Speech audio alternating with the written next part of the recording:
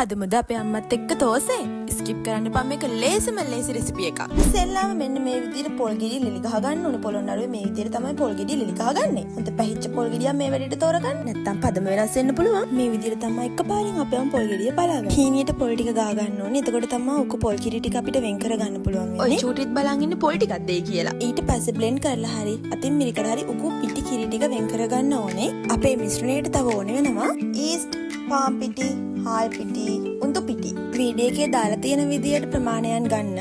ඔයාලගේ ඉන්න කට්ටියට අනුව ප්‍රමාණයන් අඩු වැඩි කරගන්න. ඉත තියෙන භාජනයක් ගන්න. ඔක්කොම එකට දාලා කවලම් කරගන්න ඕනේ. පොල් කිරි දාලා යනකොට ඉත මදි වෙන්න පුළුවන්. දැන්ම ලුණු එකතු කරන්නේ නැහැ. ලුණු එකතු කරද්දි මම කියන්නම්. දැන් තියෙන්නේ පොල් කිරි ටික දාලා හොඳට පදම වෙනකන් අනා ගන්න එක තමයි. මේක අතින් මනනවන් තමයි ගොඩක් හොඳ. මොකද කැට හිටින්න බෑ. මේක වර්ධින්න තියෙන ඉඩකඩ ගොඩාක් අඩුයි. මොකද ගොඩාක් ලේසි රෙසිපි එකක්. අනිවාර්යෙන් හදලා බලන්න.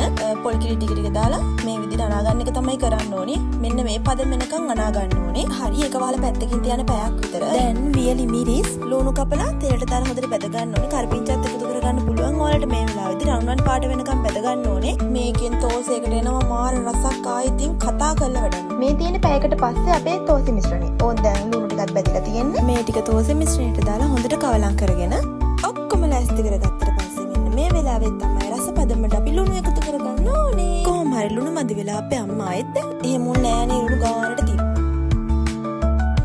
හැබැයි කියන්න ඕනේ ගෑස් එකක් තියෙනවා නම් තමයි මේ වැඩේ ලේසි වෙන්නේ. මොකද ගානට ටට්ටක් ගාලා හදා ගන්න පුළුවන්. වැඩි වෙලාවක් යන්නෙත් නෑ. බලන්නකො මටත් යමක් කමක් කරගන්න පුළුවන්. ඒ තෝසෙක හැදුවේ මම.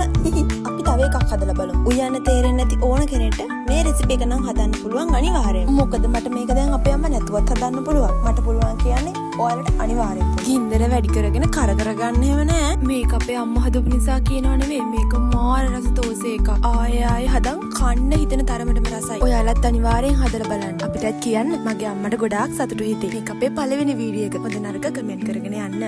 අම්මගේ ඊළඟ රස කෑමෙන් හම්බෙමු.